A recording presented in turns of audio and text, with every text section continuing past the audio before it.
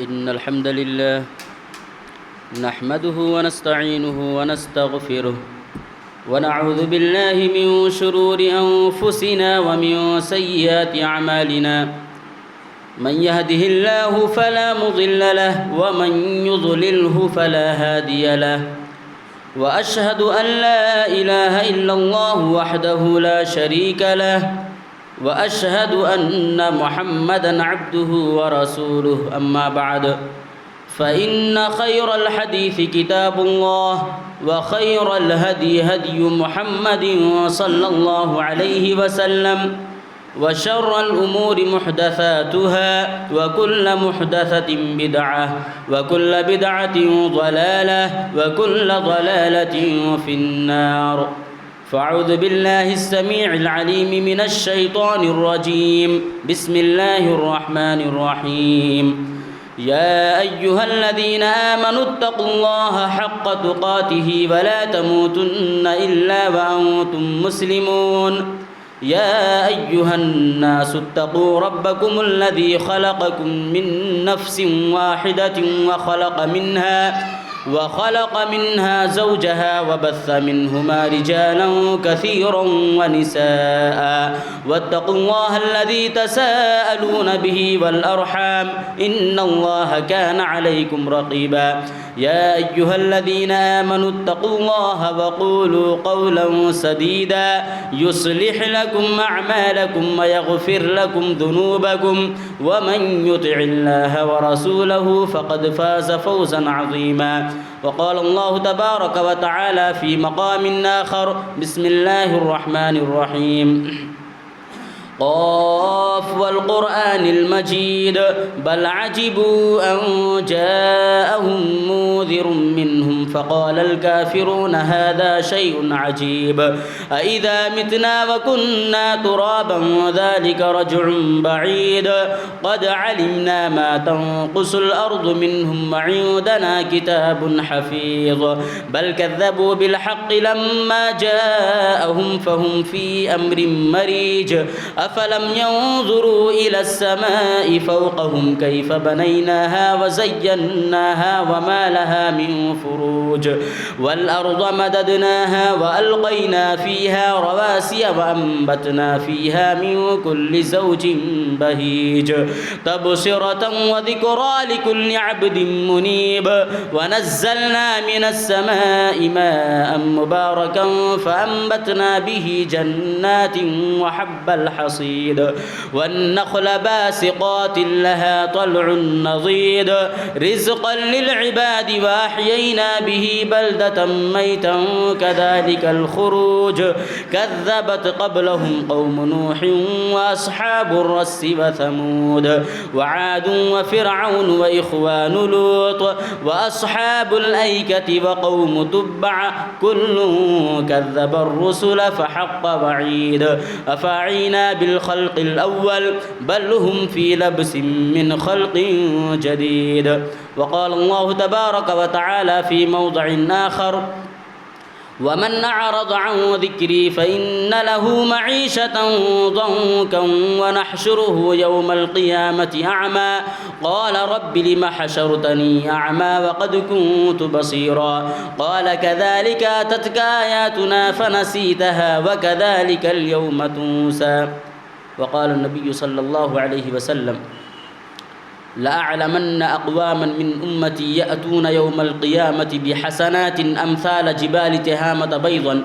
فيجعلها الله عز وجل هباء منثورا قال ثوبان يا رسول الله صفهم لنا جلهم لنا ألا نكون منهم ونحن لا نعلم قال أما إنهم إخوانكم من جلدتكم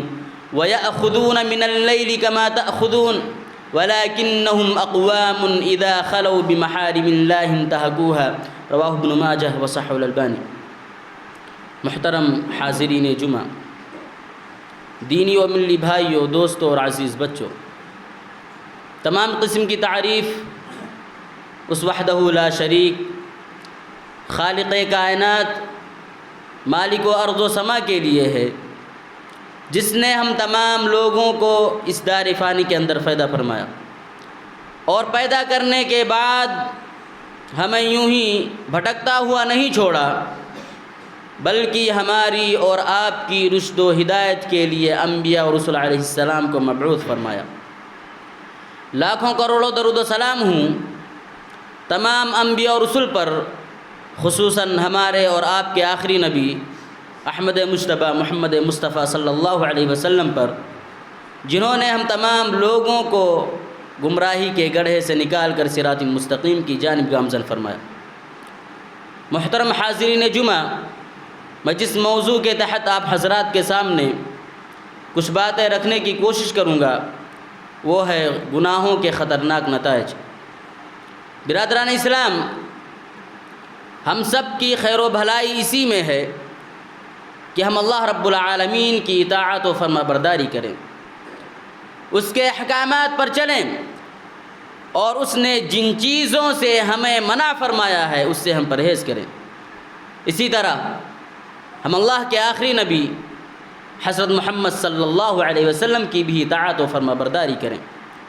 اور ان کی نافرمانی سے بھی اپنے آپ کو بچائیں، کیونکہ اللہ اور اس کے رسول صلی اللہ علیہ وسلم کی اطاعت و فرما برداری میں ہی حقیقی کامرانی و کامیابی ہے۔ جیسا کہ اللہ رب العالمین کا ارشاد ہے،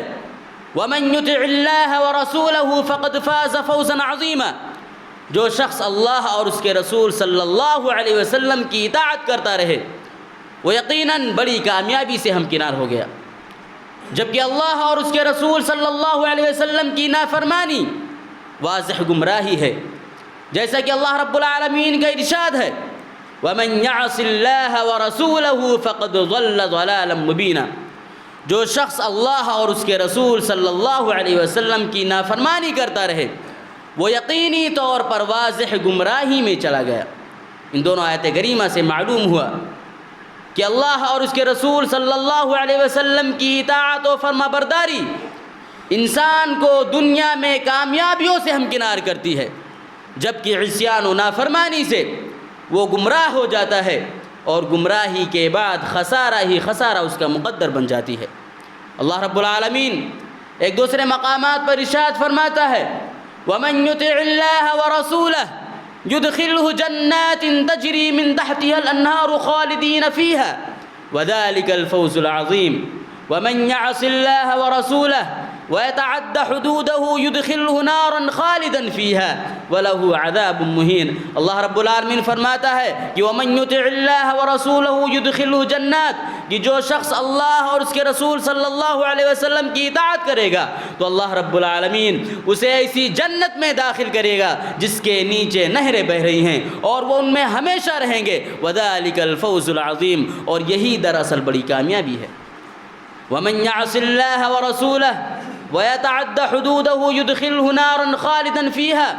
اور جو شخص اللہ اور اس کے رسول صلی اللہ علیہ وسلم کی نافرمانی کرے گا اور اللہ رب العالمین کی مقرر کردہ حدوں سے آگے بڑھے گا، حدوں سے تجاوز کرے گا، تو اللہ رب العالمین اسے جہنم میں داخل کرے گا، اور یہ اس کے لیے رسوا کن عذاب ہوگا۔ اللہ رب العالمین اس آیت کریمہ میں ارشاد فرماتا ہے کہ جو شخص اللہ اور اس کے رسول صلی اللہ علیہ وسلم کی اطاعت و فرما برداری کرے گا، اللہ رب العالمین نے جن چیزوں کو کرنے سے منع کیا ہے اس سے اپنے آپ کو بچائے گا، اور جن چیزوں کے کرنے کا حکم دیا ہے وہ اسے بجا لائے گا، تو اللہ رب العالمین اسے جنت میں داخل کرے گا، اور یہی دراصل بڑی کامیابی ہوگی۔ اور جو شخص اللہ اور اس کے رسول صلی اللہ علیہ وسلم کی نافرمانی کرے گا اور اللہ رب العالمین کی مقرر کردہ حدوں سے آگے بڑھ جائے گا، حد سے تجاوز کر جائے گا، تو اللہ رب العالمین اسے جہنم میں داخل کرے گا۔ لہذا ہمیں اللہ اور اس کے رسول صلی اللہ علیہ وسلم کی اطاعت و فرما برداری ہی کرنی چاہیے، تاکہ ہم دنیا میں بھی کامیاب ہو سکیں اور آخرت میں بھی اللہ کے فضل و کرم سے جنت میں داخل ہو سکیں۔ اور جہاں تک اللہ اور اس کے رسول صلی اللہ علیہ وسلم کی نافرمانی کا تعلق ہے تو اس سے ہمیں بچنا چاہیے، تاکہ ہم دنیا میں بھی گمراہی سے محفوظ رہیں اور قیامت کے دن بھی اللہ کے عذاب سے بچ جائیں۔ عصیان و نافرمانی اور گناہوں کے اثرات و نتائج دو قسم کے ہیں۔ ایک تو وہ ہیں جو خود نافرمانی کرنے والے انسان پر مرتب ہوتے ہیں، اور دوسرے وہ ہیں جو اجتماعی طور پر کسی قوم یا کسی ملک پر مرتب ہوتے ہیں۔ گناہوں اور نافرمانیوں کی وجہ سے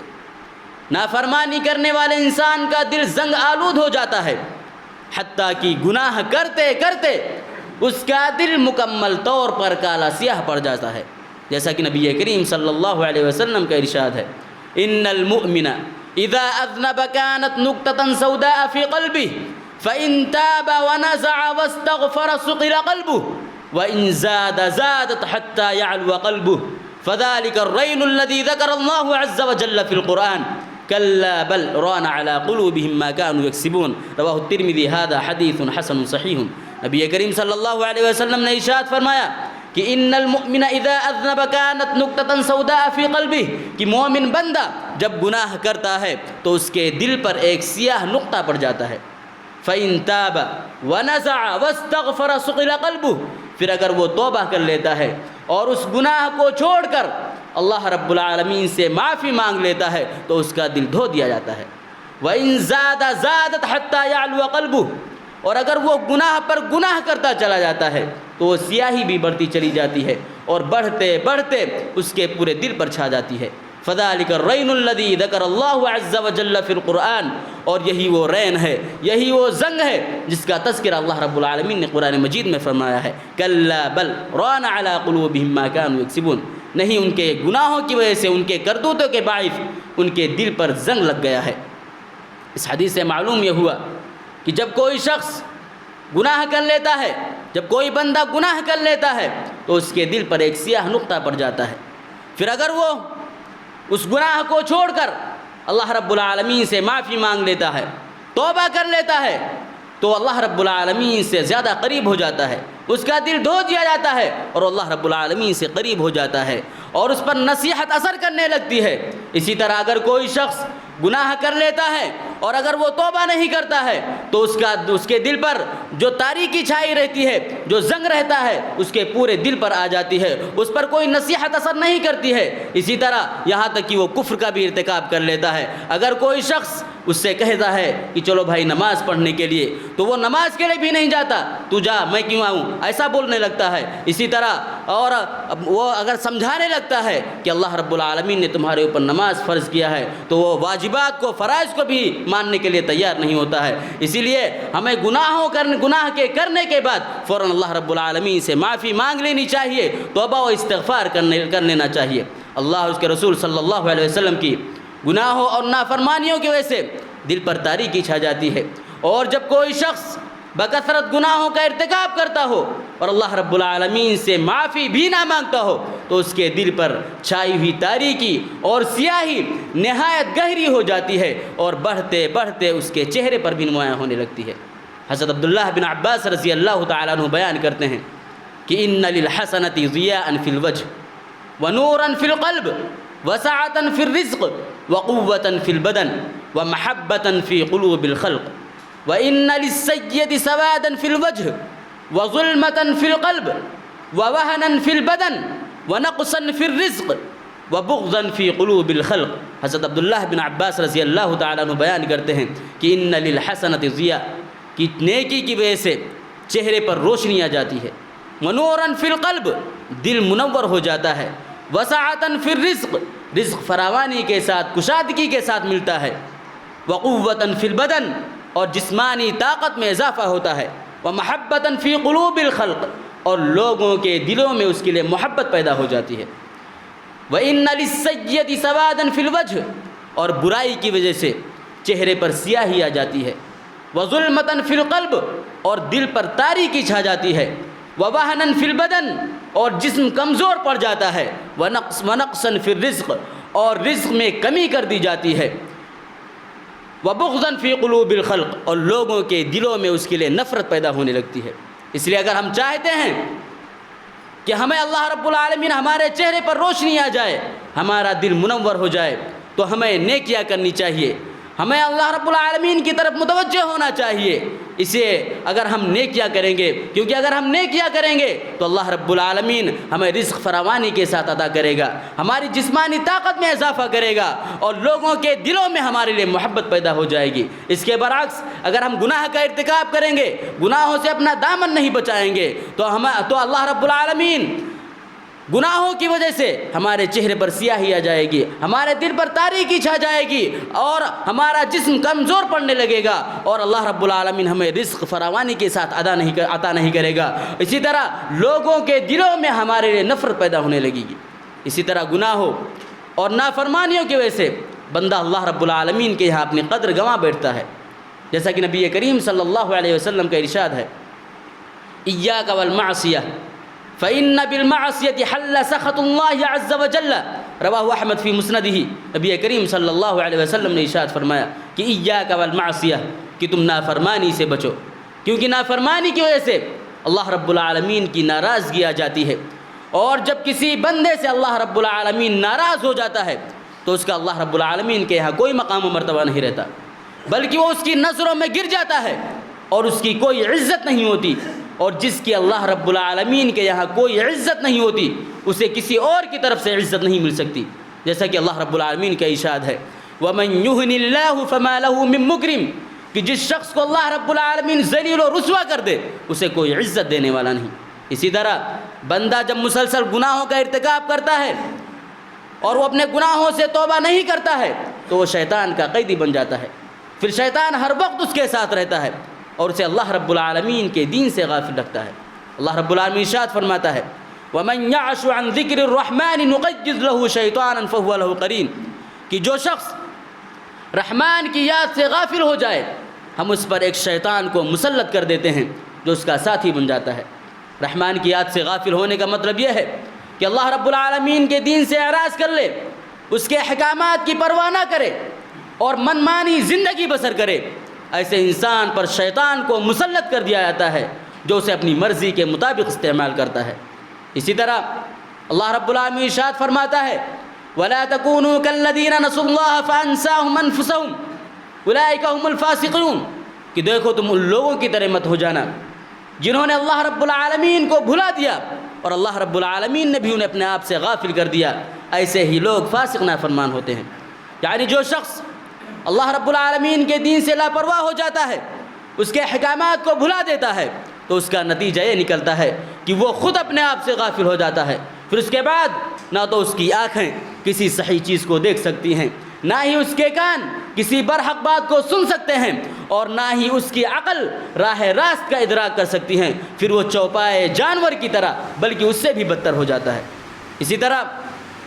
اللہ رب العالمین ایک اور مقامات پر ارشاد فرماتا ہے، وَمَنْ أَعْرَضَ عَنْ ذِكْرِي فَإِنَّ لَهُ مَعِيشَةً ضَنْكًا وَنَحْشُرُهُ يَوْمَ الْقِيَامَةِ أَعْمَى قَالَ رَبِّ لِمَ حَشَرْتَنِي أَعْمَى وَقَدْ كُنْتُ بَصِيرًا قَالَ كَذَلِكَ أَتَتْكَ آيَاتُنَا فَنَسِيتَهَا وَكَذَلِكَ الْيَوْمَ تُنسَى۔ اللہ رب العالمین ارشاد فرماتا ہے کہ وَمَنْ أَعْرَضَ عَنْ ذِكْرِي، کہ جو شخص میرے ذکر سے روگردانی کرے گا، ضَنْكًا وَنَحْشُرُهُ يَوْمَ الْقِيَامَةِ أَعْمَى، وہ دنیا میں تنگ حال رہے گا، وَنَحْشُرُهُ يَوْمَ الْقِيَامَةِ أَعْمَى، اور ہم قیامت کے روز اسے اندھا کر کے اٹھائیں گے۔ وہ مجھ سے اس کی وہ کہے گا کہ اے میرے رب تو نے مجھے اندھا کر کے کیوں اٹھایا، میں تو دنیا میں دیکھنے والا تھا۔ تو اللہ رب العالمین کہے گا قال كذلك اتتك آیاتنا، اسی طرح ہماری آیتیں بھی تمہارے پاس پہنچی تھیں لیکن تم نے انہیں بھلا دیا، اسی طرح آج تمہیں بھی بھلا دیا جائے گا۔ اس آیت کریمہ میں اللہ رب العالمین نے ارشاد فرمایا کہ جو شخص میرے ذکر سے روگردانی کرے گا، میرے ذکر سے منہ موڑے گا، میں دنیا میں اس کی زندگی تنگحال بنا دوں گا اور اسے خوشحال زندگی سے محروم کر دوں گا۔ اس کے علاوہ قیامت کے روز میں اسے اندھا کر کے اٹھاؤں گا، وہ مجھ سے اس کی وجہ پوچھے گا تو میں کہوں گا کہ جیسا تم نے کیا ویسا ہی بدلہ آج تمہیں دیا جا رہا ہے۔ تمہارے پاس میرے احکامات آئے، اہل علم نے تمہیں میری آیتیں پڑھ پڑھ کر سنائی اور میرے نبی کریم صلی اللہ علیہ وسلم کی صحیح حدیث کو تمہارے سامنے رکھا، لیکن تم نے ان سب کو پسے پش ڈال کر منمانی کی اور جیسا تمہارے جی میں آیا تم نے ویسا کیا، اسی طرح آج مجھے بھی تمہاری کوئی پرواہ نہیں۔ اسی طرح گناہوں اور نافرمانیوں کی وجہ سے موجودہ نعمتیں چھین لی جاتی ہیں اور آنے والی نعمتیں روک لی جاتی ہیں، جیسا کہ ابو البشر حضرت آدم علیہ السلام اور ان کی زوجہ حضرت حوا علیہ السلام کی ایک خطا کی وجہ سے دونوں کو جنت کی نعمتوں سے محروم کر دیا گیا تھا۔ اللہ رب العالمین ارشاد فرماتا ہے وَقُلْنَا يَا آدَمُ اسْكُنْ أَنْتَ وَزَوْجُكَ الْجَنَّةَ وَكُلَا مِنْهَا رَغَدًا حَيْثُ شِئْتُمَا ولا تقربا هذه الشجرة فتكونا من الظالمين فأزلهما الشيطان عنها فأخرجهما مما كانا فيه. اللہ رب العالمین ارشاد فرماتا ہے کہ ہم نے کہا کہ اے آدم تم اور تمہاری بیوی جنت میں رہو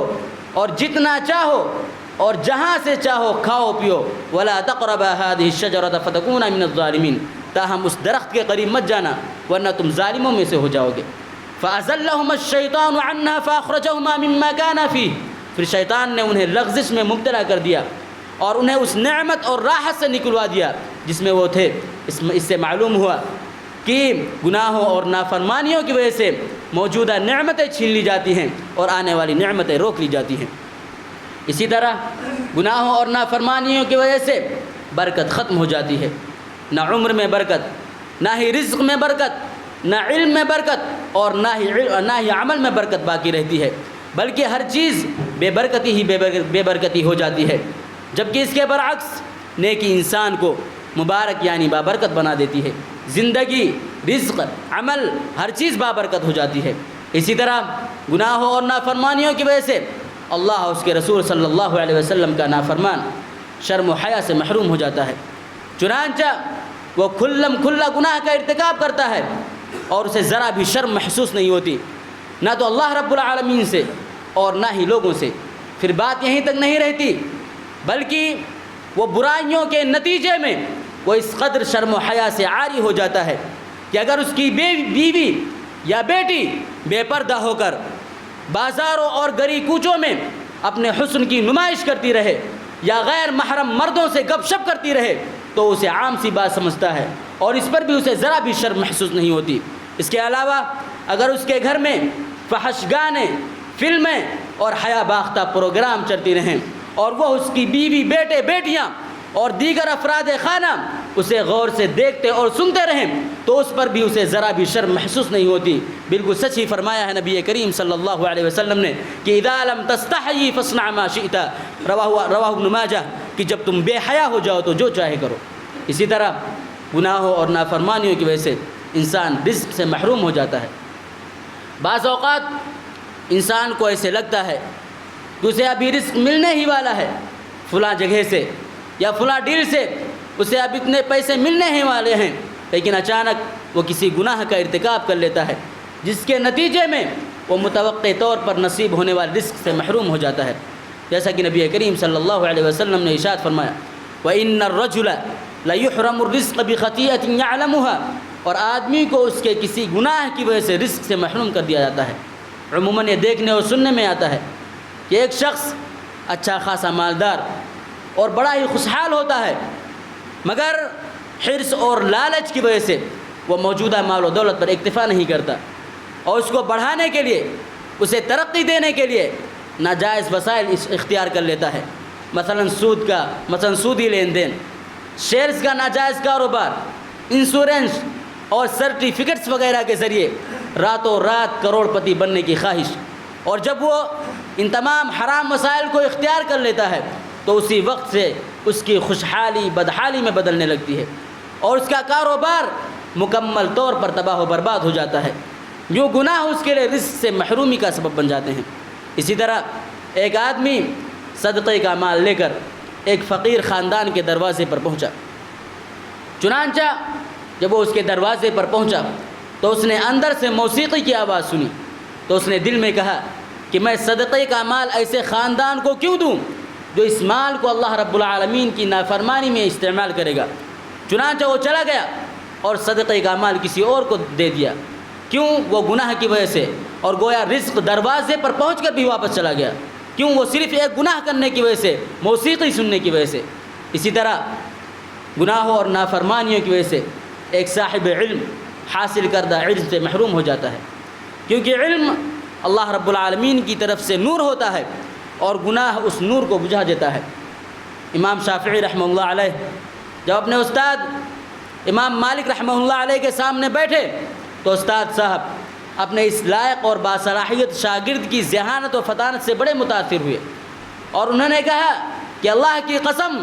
میں دیکھ رہا ہوں کہ اللہ رب العالمین نے آپ کے دل میں نور پیدا کیا ہے، لہذا آپ اس نور کو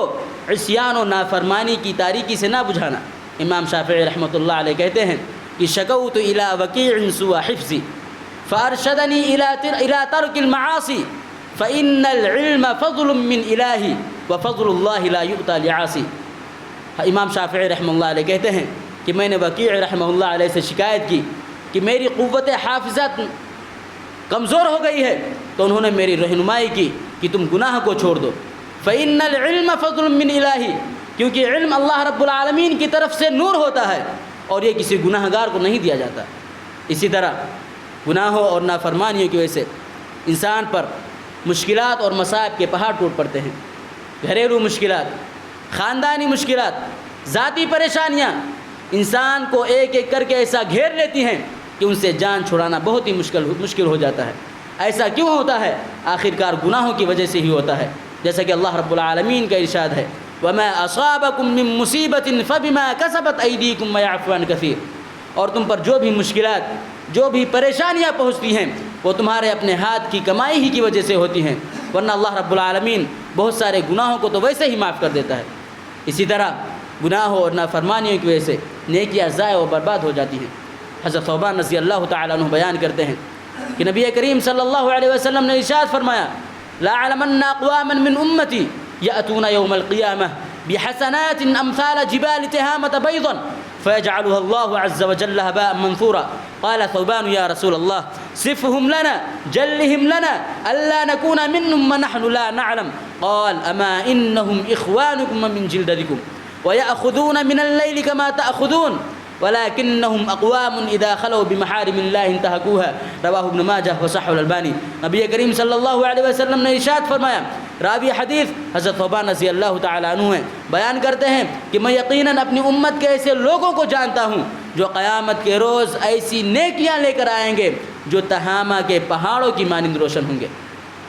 فَيَجْعَلُهَا اللَّهُ عَزَّ وَجَلَّ هَبَاءً مَنثُورًا، لیکن اللہ رب العالمین ان کی نیکیوں کو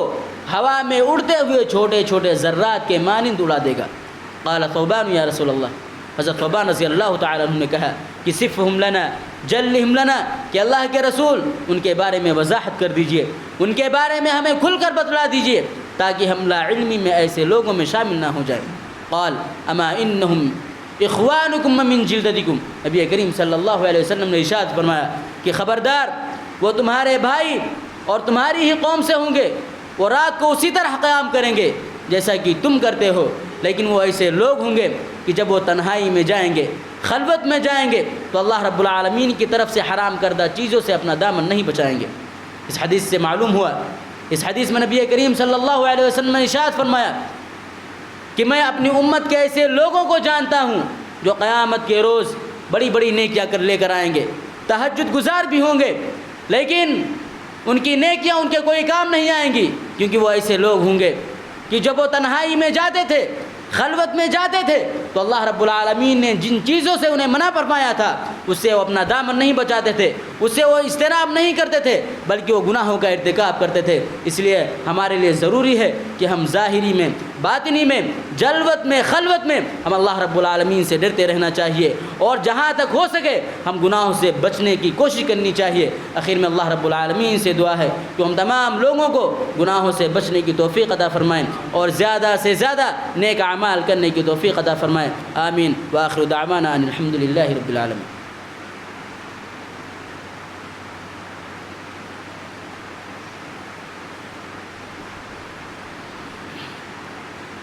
إن الحمد لله نحمده ونستعينه ونستغفره ونعوذ بالله من شرور أنفسنا ومن سيئات أعمالنا، من يهده الله فلا مضل له ومن يضلله فلا هادي له، وأشهد أن لا إله إلا الله وحده لا شريك له، وأشهد أن محمدا عبده ورسوله، أما بعد فإن خير الحديث كتاب الله وخير الهدي هدي محمد صلى الله عليه وسلم، وشر الأمور محدثاتها وكل محدثة بدعة وكل بدعة ضلالة وكل ضلالة في النار۔ فأعوذ بالله السميع العليم من الشيطان الرجيم، بسم الله الرحمن الرحيم، إن الله وملائكته يصلون على النبي يا أيها الذين آمنوا صلوا عليه وسلموا تسليما، اللهم صل على محمد وعلى آل محمد كما صليت على إبراهيم وعلى آل إبراهيم إنك حميد مجيد. اللهم بارك على محمد وعلى آل محمد كما باركت على إبراهيم وعلى آل إبراهيم إنك حميد مجيد. عباد الله رحمني ورحمكم الله، إن الله يأمر بالعدل والإحسان وإيتاء ذي القربى وينهى عن الفحشاء والمنكر والبغي يعظكم لعلكم تذكرون. واذكروا الله يذكركم وادعوه يستجب لكم ولذكر الله أكبر والله يعلم ما تصنعون.